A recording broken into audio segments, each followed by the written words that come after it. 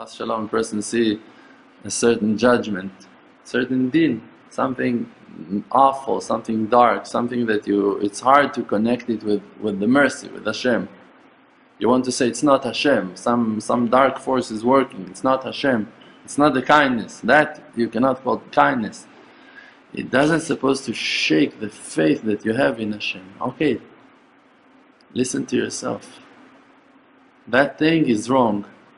Why you think that Hashem is wrong? Because He's allowing it, so you think that He agrees with it. It doesn't have to be like that.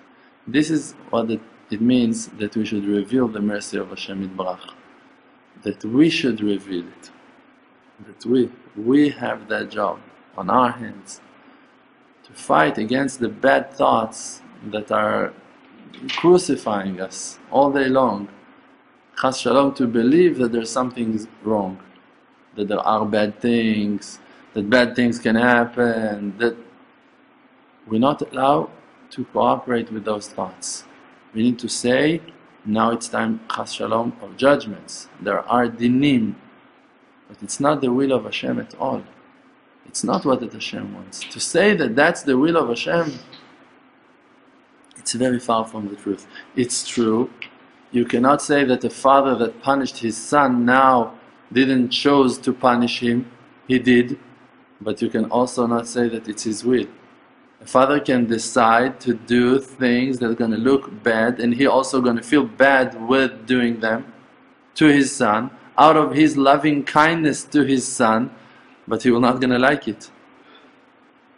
There was one story on a person that I told you that thing, that a person that he went off the way of tshuva, of being religious, and he came one day to his father and he asked his father, how can it be that Hashem let the Holocaust happen?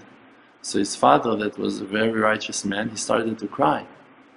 So he immediately apologized. I'm sorry, Father, for questioning on Hashem. Even though he was questioning, he had questions. But he didn't want it to upset his father too much. That was also too bad for him that he already upset him. So he apologized, I'm sorry that I was questioning on Hashem. So I told him, I cannot understand how you can ask that question at all. So I told him why. He said there was a surgery that must to happen, and now you blame the doctor for cutting that organ and saving the life of the person by doing that surgery, and you're blaming him now on being cruel, on being vicious. So no one is saying that we can understand that. No one. But in the eyes of the tzaddikim, Hashem Yitbarach is always good. Not because that they have to, that they're obligated to that. Because they know Hashem. Because we know that Hashem is good. We just know it. There's no other way. Hashem is good, Hashem is kind. Now there's judgments, now there are difficulties. Okay, it doesn't shake the stability of faith in Hashem. Okay, now it's time of darkness, you cannot see. Also in the middle of the night it's not the day. So what? Now you're going to say maybe tomorrow there will be no sunrise? Maybe the sun does not exist because now it's night. You can see the sun also in the night. How you have the light of the moon? Because the sun hits the moon.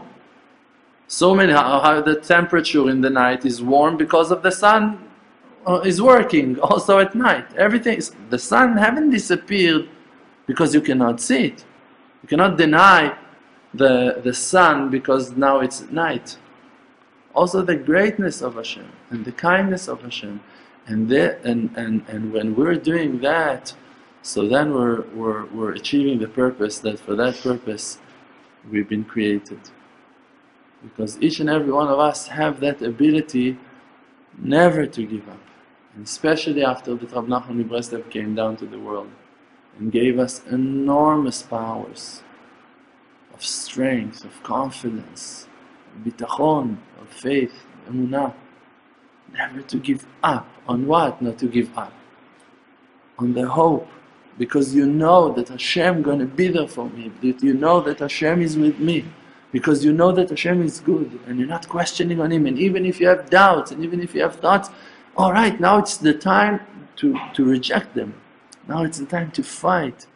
It's just a temporary world that in this world, in this period of time, we have a mission. What's the mission? The mission is only not to forget the Creator, to remember that it's all Him, never to fall in the trap of all of those coverings, of all of those husks.